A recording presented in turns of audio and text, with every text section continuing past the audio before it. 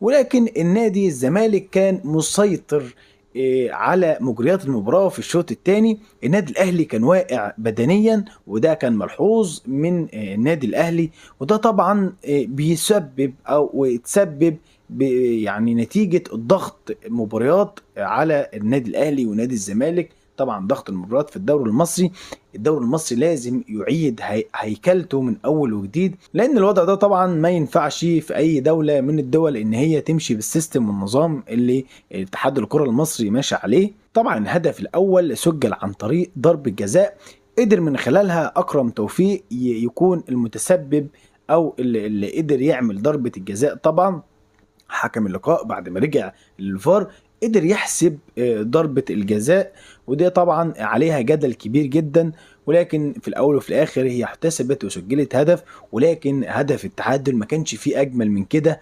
نصر